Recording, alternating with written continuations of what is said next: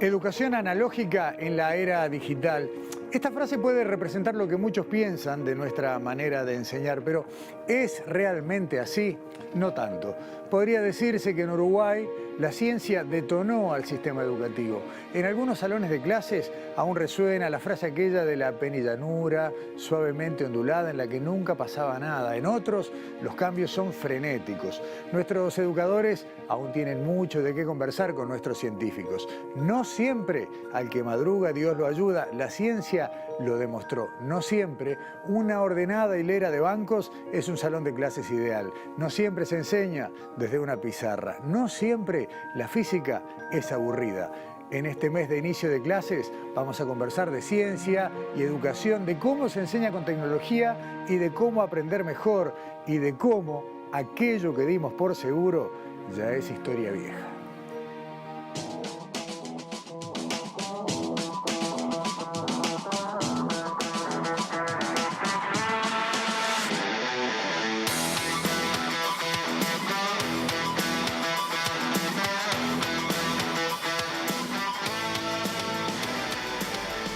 La sabiduría popular a veces es contradictoria. No por mucho madrugar se amanece más temprano o al que madruga Dios lo ayuda. Ni una cosa ni la otra. La cronobiología es una disciplina científica joven, pero que ha crecido de manera exponencial en todo el mundo. En Uruguay, un grupo interdisciplinario trabaja en el tema desde hace varios años, publicando investigaciones que seguramente van a ser la base de cambios que se procesarán en el mediano plazo. Los adolescentes y jóvenes de Uruguay duermen poco, lo hacen a horarios absolutamente descalzados de los ritmos naturales y eso incide de manera sensible, por ejemplo, en su rendimiento académico. Sobre eso conversaremos hoy en Sobre Ciencia. En una zona de nuestro cerebro llamada hipotálamo se encuentra un reloj biológico que informa a nuestro cuerpo el paso del tiempo. Este reloj coordina procesos que ocurren en ciclos de 24 horas, los ritmos circadianos. Por ejemplo, nuestro estado de alerta que es mayor en las mañanas o la temperatura corporal que aumenta en las tardes. Los cambios de luz que ocurren entre el día y la noche son fundamentales para poner en hora el reloj biológico. La mañana es el mejor momento para exponerse a la luz natural. La noche es el mejor momento para dormir. Intentemos ser regulares en nuestras actividades diarias.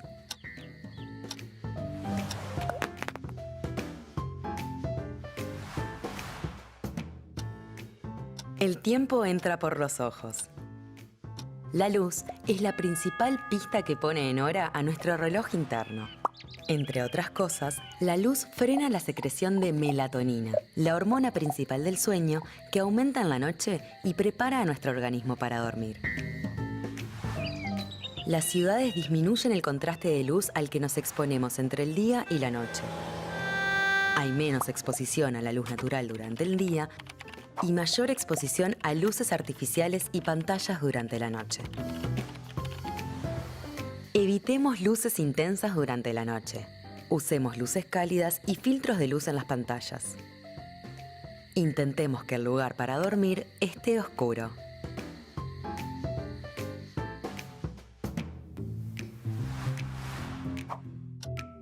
El uso del tiempo. El momento del día en que preferimos estar activos o dormir se denomina cronotipo y está controlado por el reloj biológico. Las alondras se levantan temprano y con energía, prefieren hacer sus actividades durante el día y acostarse temprano. A los búhos les cuesta levantarse temprano y su energía aumenta a medida que avanza el día. Prefieren hábitos nocturnos y acostarse tarde. Pero la mayoría estamos entre esos dos extremos.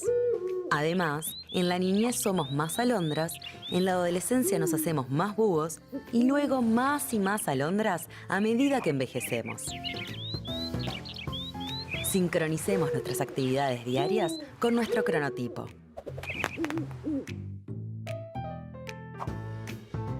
Tiempo de dormir.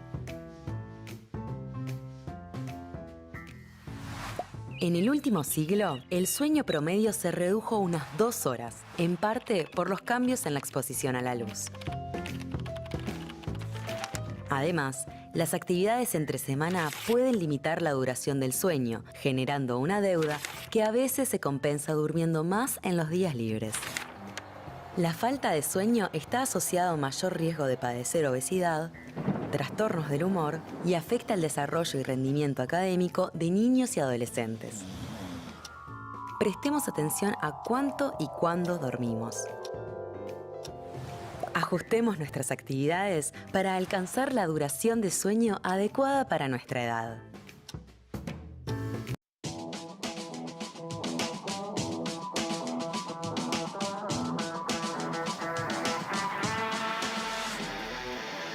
Cuánta información en este video que nos orienta sobre cosas que deberíamos tener bastante incorporadas porque en definitiva son de nuestra naturaleza. Doctora Bettina Tassino, Magíster Ignacio Esteban, bienvenidos a Sobre Ciencia. Ambos integran un grupo que cada día es más numeroso de investigadores que desde diversas disciplinas se involucran con el estudio de la cronobiología. Exactamente, es un grupo que coordinamos, que lideramos con Ana Silva desde Facultad de Ciencias, pero con investigadores que están en Facultad de Psicología, Facultad de Medicina, el Instituto Clemente Estable, y sí, realmente vamos, a medida que vamos teniendo también algunas respuestas, abriendo las líneas de investigación del grupo.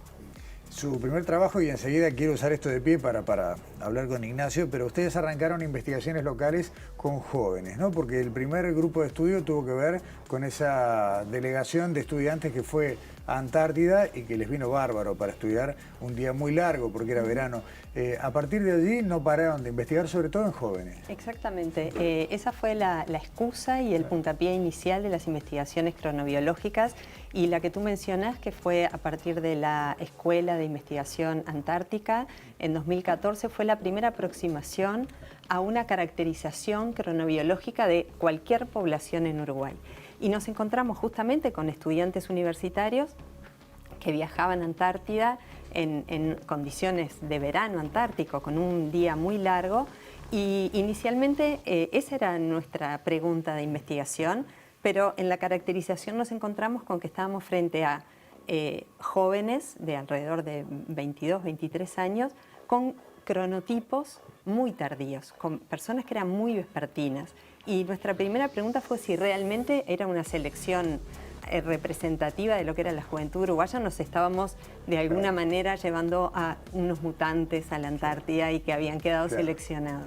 Ignacio, antes de entrar en tu investigación concreta, tal vez una definición, ¿no? ¿Qué vendría a ser un cronotipo tardío? ¿Cómo le explicamos a la gente qué es un cronotipo vespertino, por ejemplo? Bien, el cronotipo en principio va de dos extremos, como decías, más vespertino, más matutino. El problema es que para definirlo depende también de en qué sociedad lo estamos estudiando. Claro. En Uruguay somos todos muy vespertinos si nos comparamos con otros países. Entonces, en esa comparación, gran parte de la población uruguaya es muy vespertina si la comparamos con otros países. Pero en Uruguay tenemos jóvenes, los reportes que tenemos es jóvenes que en vacaciones, sería el momento que ubica el sueño, la mitad del sueño está a eso de las 8 o 9 de la mañana, es decir, se van a despertar a las 2, 3 de la tarde, entonces gran parte del día lo pasan durmiendo. Esa referencia vendría a ser el centro del sueño, ¿no? Entre la hora que uno se duerme y la hora que se levanta, se toma ese indicador para definir, ¿no? Exacto. Y vos decís que es más o menos a las 7 de la mañana, más tarde. Claro. El punto es, hay una naturaleza, si se quiere, en los jóvenes a ser más tardíos. Hay factores sociales en Uruguay, también en Argentina, que inciden en que seamos más tardíos que otras sociedades. Y después tenemos lo que podemos hacer o nos gustaría hacer y lo que podemos hacer cuando nos enfrentamos a presiones sociales. Entonces, esos hábitos entran a veces en contradicción con lo que la sociedad pide, las actividades escolares, y hay algunos jóvenes que tienen más o menos capacidad de acomodarse a esas demandas. La biología nos hizo evolucionar de acuerdo al planeta en el que estamos, Bettina. Ahí está la base de esto. Exactamente. Esa ritmicidad que genera la rotación de la Tierra, esa alternancia predecible entre el día y la noche, entre la luz y la oscuridad, fue y sigue siendo, ¿no?, una poderosa presión de selección para que todos los seres vivos de alguna manera incorporáramos mecanismos que midieran el tiempo. Y eso es el reloj biológico. Esto tiene una base genética. Y ahí hay una cosa de esas bien como maravillosas de la vida, ¿no? Que esos genes son compartidos por la mayoría de los seres vivos, son genes muy ancestrales que permanecen hasta el día de hoy en otras formas de vida. Perdona, o sea, no evolucionaron con el hombre, sino con la vida. No, con la vida, sí, exactamente. Esos genes los compartimos los seres humanos con otras formas de vida y eso es una de esas cosas como muy bellas de alguna manera de los mecanismos evolutivos. Ahora, teniendo en cuenta los miles y miles de años que lleva el proceso evolutivo, este siglo XX pasado y el XXI cambió todo, ¿no? Llenó de luz artificial, de hábitos, de horarios impuestos que van de alguna manera a contrapelo, ¿no? Exactamente, eso genera un desafío importante al reloj biológico que, como decíamos, evolucionó en esas condiciones de luz y oscuridad predecible, de ese cambio muy contrastado además, ¿no? Claro. Eso es una clave, el contraste entre la luz y la oscuridad. La luz artificial modificó absolutamente ese panorama y nos alargó el día, ¿no? Nosotros estamos expuestos después del atardecer a luces artificiales, pero que también de alguna manera son la misma intensidad de luz que estamos expuestos durante el día, porque desarrollamos nuestra actividad diaria no al aire libre, sino dentro de edificios, y eso provocó, en vez de ese contraste ancestral, un aplanamiento de las condiciones de exposición a la luz a las que estamos sometidos en las sociedades actuales modernas. Y encima las pantallas agregaron una fuente de luz que es luz blanca, es luz enriquecida en azul, que también impacta en ese sistema circadiano que está comandado, digamos, por los núcleos supraquiasmáticos. Ignacio, vos arrancaste tu carrera como investigador deteniéndote en la cronobiología, pero concentrada en estudiantes liceales. Contanos un poquito, ¿cómo arrancaste por ese camino y cuál fue tu primera investigación? Bien, yo arranqué en los estudios de maestría estudiando en jóvenes liceales. Esto mismo, en qué momento del día preferían hacer sus actividades, en qué momento de la noche preferían dormir, cuánto dormían. Y intentamos, más allá de caracterizarlo, y en parte eso ha sido, hemos conseguido resultados interesantes mostrando un poco cuánto y cuándo duermen los jóvenes, que entre semana duermen poco. Además, en esta caracterización de en qué momento prefieren hacer las cosas, encontramos que, teniendo que asistir temprano en la mañana al liceo, algunos chiquilines, en particular aquellos que tenían una orientación más vespertina, es decir, que naturalmente hubiesen preferido hacer las cosas un poco más tarde, tenían un poco de peor rendimiento en el liceo temprano en la mañana. Pero cuando observamos a no los mismos chiquilines, sino otros estudiantes que asistían más tarde en el liceo, esas diferencias en el rendimiento en función de las preferencias individuales desaparecían. Entonces mostraba un poco cómo no había en principio nada de diferente en estos jóvenes, sino que el tener que rendir en un momento que quizás podemos considerar inadecuado para sus preferencias individuales hacía que les estuviera yendo un poco peor. Claro. ¿De qué diferencia de hora hablamos entre un turno y el otro? ¿2, 3 horas, 4? En el liceo que estuvimos trabajando, entre un turno y otro eran 4 horas, entraban 7:30 o 11:30 de la tarde. Hay otros sistemas de organización liceal, 2 turnos, 3 turnos, en este caso eran 4, entonces 4 horas, cada 4 horas cambiaban los chiquilines en el liceo. Claro, el problema es que la presión edilicia de muchos establecimientos educativos hace que sea imposible contar con un turno que entre más tarde porque hay que acomodar otros grupos y demás, y ahí empezamos a encontrarnos con un problema que en algunos países está teniendo ya un abordaje, ¿no? Recuerdo en el Congreso de Colonia que ya se dio un ejemplo concreto en los Estados Unidos. Sí, hay algo que es bien importante y es que la mayoría de las investigaciones cronobiológicas, que como tú decís, han demostrado que los adolescentes son más vespertinos, que esa vespertinidad está asociada a algunas dificultades, por ejemplo, en el rendimiento, en la somnolencia diaria, en los riesgos de obesidad, en el consumo de sustancias y demás. Hasta ese momento hasta el momento de nuestras investigaciones se asocia básicamente con la vespertinidad en sí misma. La posibilidad de hacer investigaciones locales en América Latina nos habilitó a una especie de experimento natural que es justamente contar con los turnos de enseñanza, cosa que en el hemisferio norte no existe. En los turnos, entonces, lo que nos permitió, es lo que decía Ignacio recién, fue desentrañar, como disecar si en realidad lo que estaba perjudicando a los jóvenes es la vespertinidad en sí misma o es lo que llamamos el efecto sincronía, o en este caso la falta de sincronía, la desincronía. Aquellos estudiantes que son muy vespertinos, lo que les ocurre es que de mañana temprano todavía su ritmo no está despertado, o sea, no está despertando. Ese muchacho está dormido cuando va a la escuela. Cuando los docentes en el liceo, que fue muy rica esa interacción con la comunidad educativa, nos decían, sí, ahora entiendo que los chiquilines están dormidos. Sí, están dormidos literalmente, están de cuerpo presente, claro, pero están de alma ausente, como decía García Márquez. Ahora, antes de entrar en el último trabajo que acaban de publicar, ¿esto se arregla mandándolos a la cama más temprano?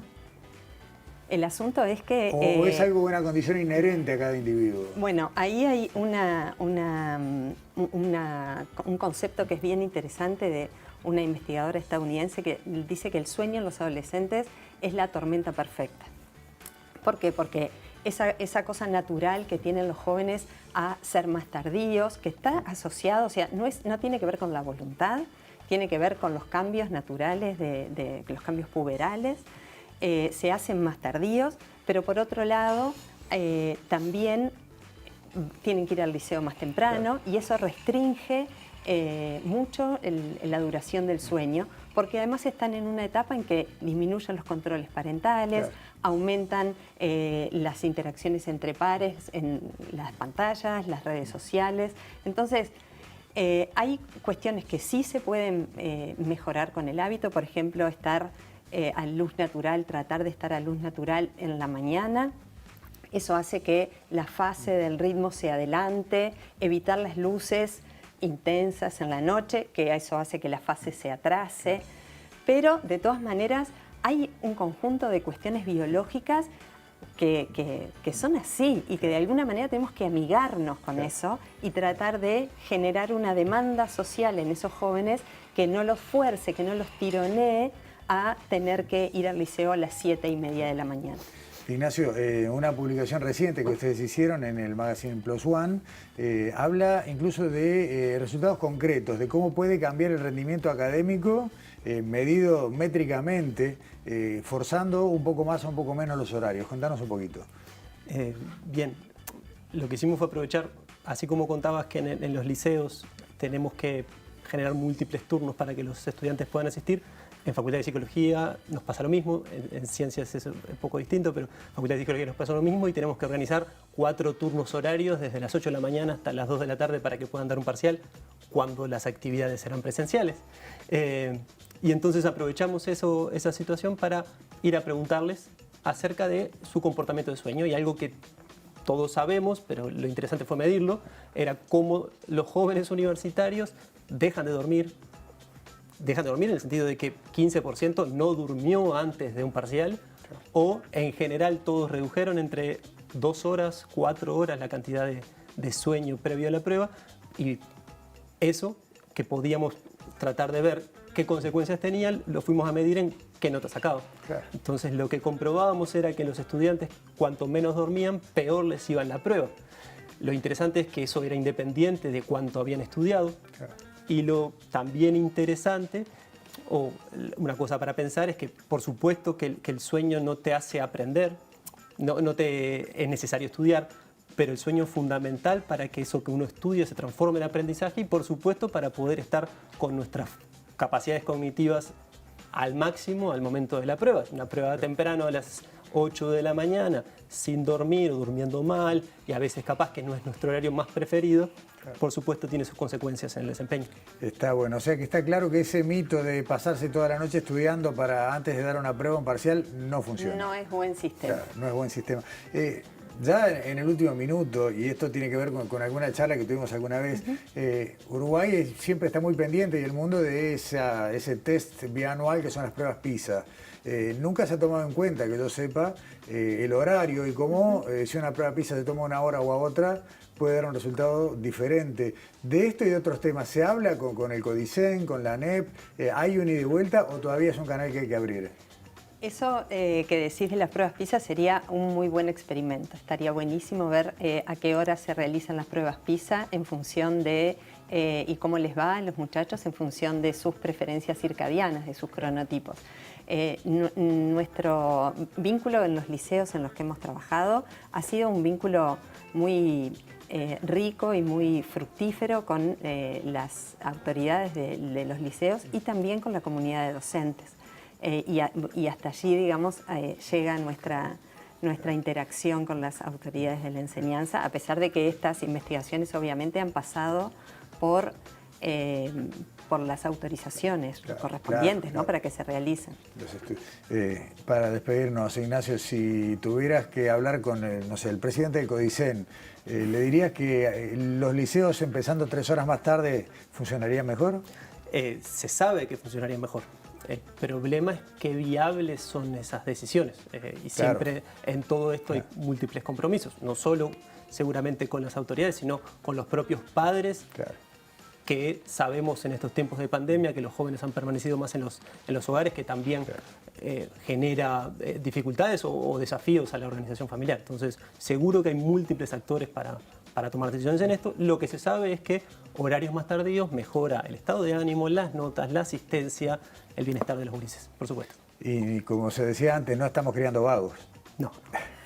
Bettina Tassino, Ignacio Esteban, muchísimas gracias por acompañarnos. Muchas gracias a ustedes. Quédense en Sobre Ciencia, a la vuelta de la pausa vamos a seguir avanzando, vamos a hablar de clubes de ciencia, vamos a hablar de paleontología.